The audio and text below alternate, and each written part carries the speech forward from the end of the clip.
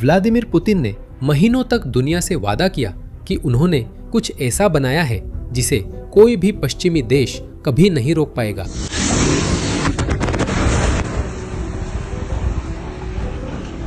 एक मिसाइल जो ध्वनि की गति से 10 गुना तेज उड़ती थी, जो किसी भी रक्षा प्रणाली को भेद सकती थी। और 23 से 24 मई की रात को उन्होंने इस हथियार का इस्तेमाल युद्ध शुरू होने के बाद तीसरी बार यूक्रेन के खिलाफ किया। नतीजा, $50 मिलियन खर्च किए गए बिल्या सेरक्वा में गैराजों के एक समूह को नष्ट करने के लिए। लेकिन जिस बारे में लगभग कोई बात नहीं कर रहा है वो ये है कि उसी रात रूस ने दूसरा ओरेशनिक लॉन्च किया। और इसके बारे में खैर उन्होंने कुछ भी पुष्टि नहीं की, कुछ भी नहीं समझाया और पूरी तरह से चुप रहे। और जानते हैं उन्होंने ऐसा क्यों किया? क्योंकि इस दूसरे मिसाइल के साथ जो हुआ वो एक कमजोरी को उजागर करता है जिसे पुतिन नहीं चाहते कि कोई देखे। जो हुआ उसकी गंभीरता को समझने के लिए आपको यह जानना होगा कि पुतिन ने क्या वादा किया था और उन्होंने ओरेशनिक को दुनिया के सामने कब पेश किया था।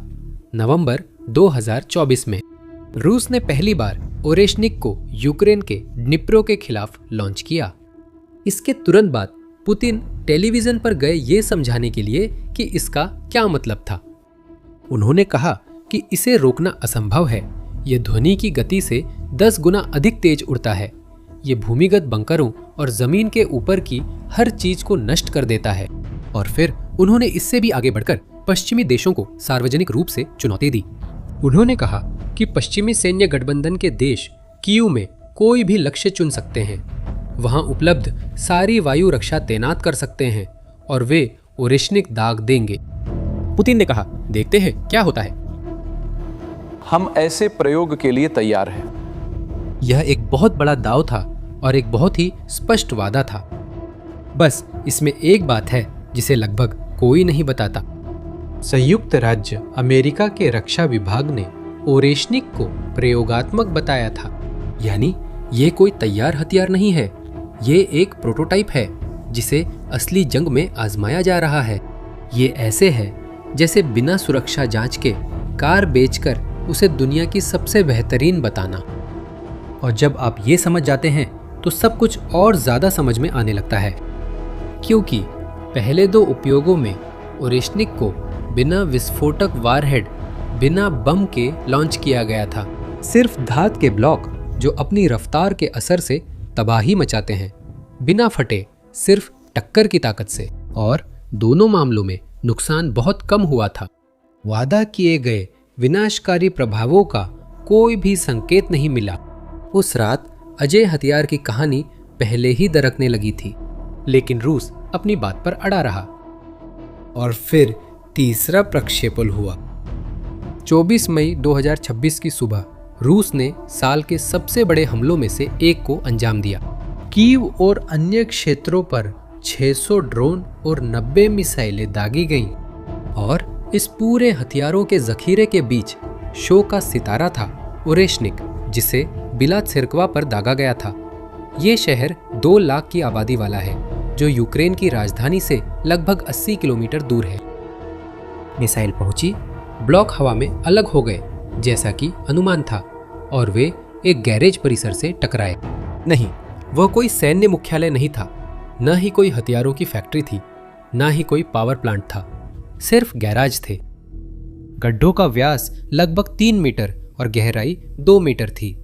बिला छरक्वा के निवासी शरण स्थलों से बाहर आए और उन्होंने ऐसे गड्ढे देखे जो एक कमरे में समा सकते थे। यह उसी हथियार का असर था जिसे पुतिन ने युद्ध बदलने वाला बताया था। डिफेंस एक्सप्रेस के शोधकर्ताओं ने गणना की कि ओरेशनिक का कुल प्रभाव व्यवहारिक रूप से 36 शाहेड ड्रोन के मजबूत वारहेड के बराबर था। अब सोचिए कि शाहेद एक सस्ता ईरानी ड्रोन है जिसे रूस बड़ी मात्रा में इस्तेमाल करता है। यह रूसी सैन्य उद्योग के बारे में सब कुछ बताता है। ये धंधा काम करने के लिए ईरानी तकनीक पर निर्भर है, जबकि वो प्रोटोटाइप्स पर भारी रकम खर्च करती है जो ठीक से काम भी नहीं करते। उदाहरण के लिए एक ओरेशनिक की कीमत $50 मिलियन है। इस कीमत में वे सैकड़ों ड्रोन खरीद सकते थे। यहाँ तक कि खुद रूसी भी यह समझ गए। सोशल मीडिया पर अति राष्ट्रवादी समूहों ने आलोचनाओं की बाढ़ ला दी। उनमें से एक ने लिखा, एक बार फिर खाली वारहेड, बेकार स्पेशल इफेक्ट, न कोई पुल तबाह हुआ, न कोई बांध, न कोई असली निशाना। ये बात पश्चिमी विश्लेषकों ने नहीं कही थी। ये खुद वे रूसी थे जो युद्ध का समर्थन करते हैं। पुतिन ने यूरोप को डराने के लिए जो हथियार इस्तेमाल किया वह उसके समर्थकों पर भी असर नहीं डाल सका। लेकिन यह रात की सबसे बड़ी समस्या नहीं थी। जब दुनिया गैराजों पर हमले पर बहस कर रही थी, तभी चुपचाप कुछ और भी बड़ा खुलासा हो रहा था। और वो सवाल जो किसी ने नहीं पूछा, बहुत साधारण था। रूस ने बाद में जो हुआ उस पर पूरी तरह चुप्पी क्यों साध ली? ओपन सोर्स इंटेलिजेंस स्रोतों ने उसी रात एक दूसरे ओरेशनिक के लॉन्च होने के संकेत पहचाने, जो पहले के कुछ घंटे बाद दागा गया था। लेकिन इस बात की रूस ने कभी पुष्टि नहीं की। पूरी तरह से चुप्पी। वीडियो और विश्लेषण से जो पता चलता है वो यह है कि दूसरा ओरेशनिक उड़ान में विफल हो गया और रूस के कब्जे वाले क्षेत्र में ही गिर गया, डोनेट्स्क क्षेत्र में, अवदीवका और यासिनोवाटा शहरों के पास, जो रूसी नियंत्रण में है। जब दुनिया अभी भी गैराज की तस्वीरें देख रही थी, उसी समय रूसी मिसाइल के टुकड़े रूसी ठिकानों पर गिर रहे थे और रूसी सरकार ने इस पर एक शब्द भी नहीं कहा। कुछ विश्लेषण इस संभावना से इनकार नहीं करते कि ये खुद रूसी सेना पर ही गिरा हो। युद्ध अध्ययन संस्थान, जो दुनिया की प्रमुख सैन्य विश्लेषण संस्थाओं में है, ने इस आकलन की पुष्टि की।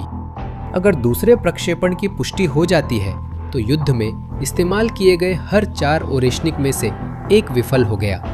25% विफलता उस मिसाइल में जिसे पुतिन ने दुनिया का सबसे उन्नत हथियार बताया था। और जानते हैं इस कहानी में सबसे बुरा क्या है? इसकी विफलता की सबसे अच्छी वजह सबसे साधारण है।